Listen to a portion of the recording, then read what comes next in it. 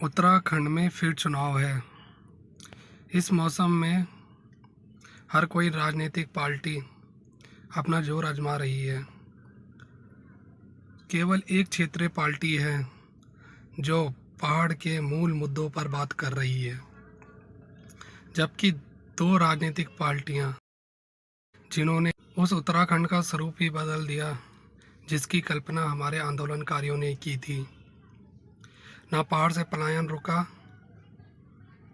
ना ही पहाड़ का विकास हुआ। हाँ, केवल एक रेलवे लाइन और एक सड़क जरूर दे दी गई, परंतु वह भी केंद्र की योजनाएं हैं। और जहाँ तक मुझे ज्ञात है, राज्य केंद्र की किसी भी बड़ी योजना को मना नहीं कर सकता। तो फिर उत्तराखंड में केंद्र को प्रोजेक्ट करके विधानसभा चुनाव लड़े जा रहे हैं। इसी बीच दोनों राजनीतिक पार्टियों ने अपना घोषणा पत्र जारी करा। जारी करने पर पहाड़ के मूल मुद्दे उन घोषणा पत्र से बहुत दूर रहे। ना भू कानून है, ना ही मूल निवासी है, ना ही आरक्षण है, ना ही कोई इतना बड़ा विज़न है कि जिससे कि पहाड़ के गांव का विकास हो सके। खासकर यह दोनों राजनीतिक पार्टियां परिसीमन पर बात नहीं करती, क्योंकि इन्हें पता है परिसीमन पर बात हुई तो पहाड़ के कई लोग उनसे नाराज भी हो सकते हैं।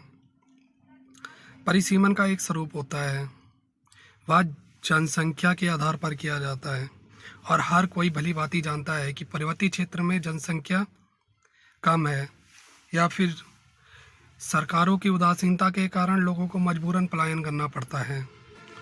साथ में पर्वतीय राज्य से पहाड़ी पलायन कर रहा है और वोट बैंक के लिए दूसरे राज्यों से आए व्यक्ति उत्तराखंड में बसाए जा रहे हैं, जिससे कि पहाड़ और मैदान में जनसंख्या असंतुलन पैदा हो सके और परिसीमन करने में आसानी हो। परिसीमन के संबंध में एक उदाहरण पेश करता हूँ। मैदानी क्षेत्र में कोई विधानसभा है, उसका पूरा क्षेत्रफल 50 किलोमीटर है।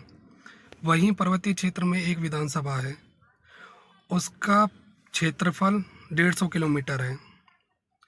और विधायक निधि द्वारा यदि किसी विधायक को, प्रत्येक विधायक को अपने विधानसभा क्षेत्र में कार्य करने के लिए 3 करोड़ रुपए दिए जाते हैं, तो वह 3 करोड़ रुपए 50 किलोमीटर के दायरे पर अधिक लगेगा, अधिक विकास होगा।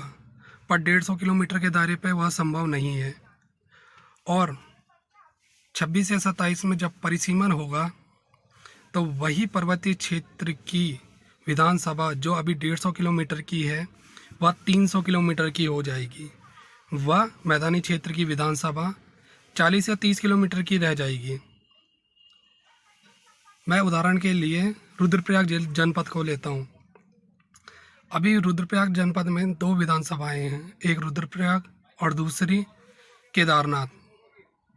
परिसीमन के बाद जहाँ तक मुझे अंदाज़ा है, रुद्रप्रयाग जनपद के अंदर केवल एक विधानसभा रह जाएगी या फिर किसी और क्षेत्र की विधानसभा को समाप्त कर रुद्रप्रयाग की विधानसभा से जोड़ दिया जाएगा, जिससे कि उन विधानसभाओं का दायरा और बढ़ जाएगा। जो अभी 150 किलोमीटर के दायरे पर अपने विधानसभा का विकास नहीं कर पा रहे हैं, वह 300 किलोमीटर के दायरे पर अपनी विधानसभा का विकास कैसे कर पाएंगे। कोई नेता आपके पास आए तो एक बार ज़रूर पूछिए परिसीमन क्या है और परिसीमन की नीतियाँ क्या हैं।